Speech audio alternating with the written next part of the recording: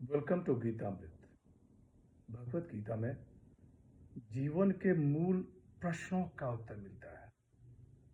मैं कौन हूँ? आत्मा क्या है? आत्मा का स्वरूप कैसा है? गीतामृत में इन्हीं विषयों का वर्णन सरल शब्दों में। Gita is eternal science and researching Gita we get अमृत। अहम ब्रह्मास्मि, मैं आत्मा हूँ। पिछली सेशन में हमने चर्चा की थी अध्याय 18 श्लोक 45 एवं 46। आज की चर्चा का विषय है अध्याय 18 श्लोक 47 एवं 48। अध्याय 18 मोक्ष संन्यास योग, द योग ऑफ लिबरेशन बाय रिनंसिएशन। श्लोक 47।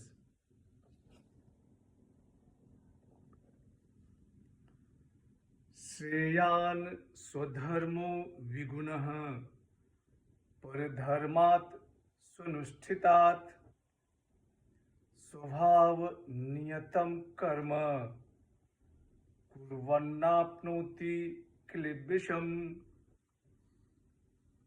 श्री भगवान वाच, हे पार्थ, अच्छी तरह से अनुष्ठान किए हुए पर धर्म से गुण रहित अपना धर्म श्रेष्ठ है, क्योंकि स्वभाव से नियत किए गए कर्म को करते हुए मनुष्य पाप को प्राप्त नहीं होता है। The blessed Lord said,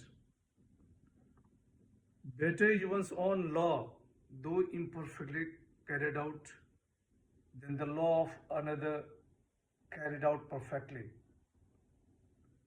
One does not incur sin when one does the duty ordained by one's own nature.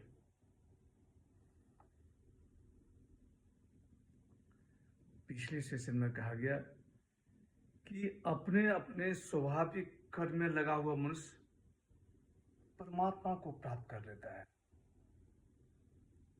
यहाँ भगवान श्री कृष्ण कह रहे हैं कि अच्छी तरह से अनुष्ठान किए हुए पर धर्म से गुण रहित अपना धर्म श्रेष्ठ है, क्योंकि स्वभाव से नियत किए गए कर्म को करते हुए मनुष्य पाप को प्राप्त नहीं होता है।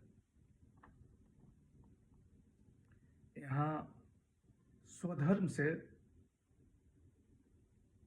वर्ण धर्म ही मुख्यता से लिया गया है। कोई अपने को मनुष्य मानता है तो मनुष्यता का पालन करना उसका स्वधर्म है। कोई अपने आप को साधक मानता है तो साधना करना उसका स्वधर्म है। कोई अपने आप को भक्त मानता है तो भक्ति करना उसका स्वधर्म है। श्लोक 48। सहजम कर्म कौन्तेय सदोषमपि न त्यजेत सर्वारंभा हि दोषेण धूमेनाग्निरिवावृताः।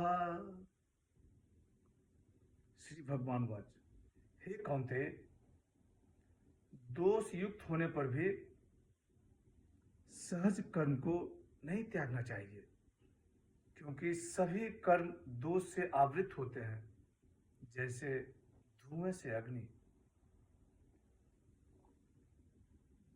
The blessed Lord said, O Kaunteya, one should not give up the work suited to one's own nature, though it may be defective, for all enterprises are clouded by defects, as fire by smoke.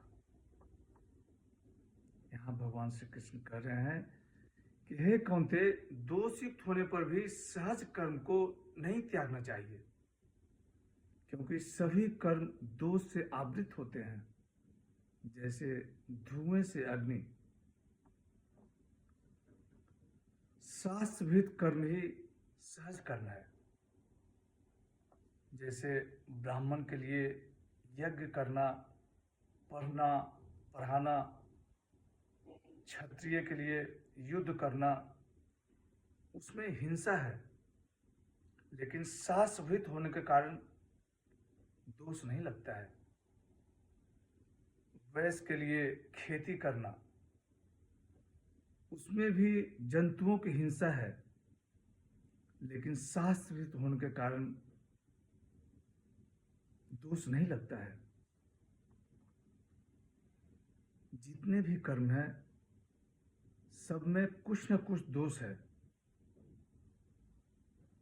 परंतु स्वभाव के अनुसार निष्काम भाव पूर्वक कर्म करता हुआ मनुष्य पाप का भागी नहीं होता है। आगे सांख्य योग का प्रकरण आरंभ करते हैं। आज की चर्चा यहीं समाप्त करते हैं। अगले सेशन में चर्चा को और आगे बढ़ाएंगे। यदा यदा हि धर्मस्य ग्लानिर्भवति भारत अभ्युत्थानम् अधर्मस्य तदात्मानं सृजाम्यहम्। ओम तत्सत। हरे कृष्ण।